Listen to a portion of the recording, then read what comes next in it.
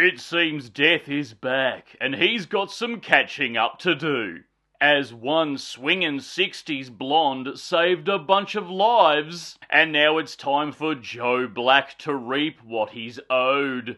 However, one granddaughter may be able to mathematically outsmart Mr. Grimm. It's time again to fear the Reaper in this gore galore bloodfest with Final Destination Bloodlines.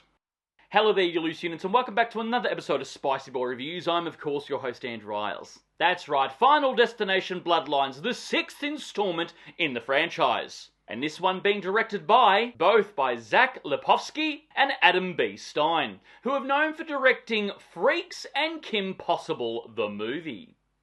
We open the film on the swingin' 60s, where we're introduced to young Iris on a date with her boyfriend.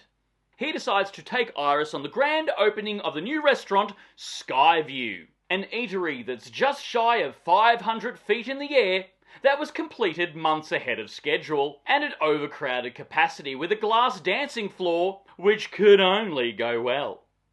But wouldn't you know it? The penny hits the fan, and due to coincidental, unforeseeable, elaborate circumstances, the tower is then engulfed in flames and the floor gives way, and all of the guests are deleted in the most horrendous ways possible.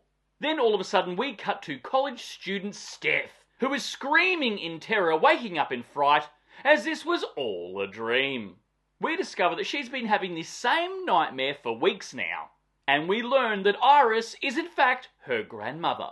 So Steph decides to go back home and visit the extended family to get some answers. We then meet her whole extended family.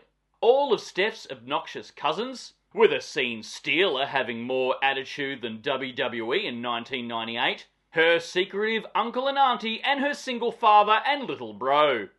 Everyone gets tightly sphinctered around the mention of Steph's grandmother, Iris, as she's apparently all kinds of kooky and lives in the middle of nowhere in the creepiest forest ever, living like a doomsday prepper that would make elderly Laurie Strode jealous.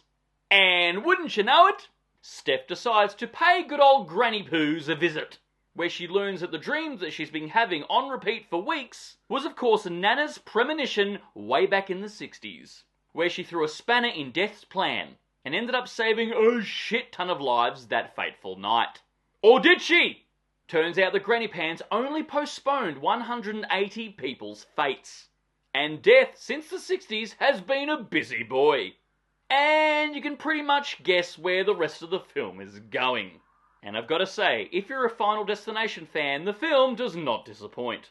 We of course get the expected, anxiety-inducing, super tense, filled anticipation that we so delightfully expect from the Final Destination franchise, as it builds and builds and builds and builds, right before some gruesome bloody gore galore deletion ensues on screen. There also be some oddly dark and unsettling yet hilariously funny moments, all sprinkled throughout the film to provoke a bit of levity. This film was without doubt one of the best installments in the franchise.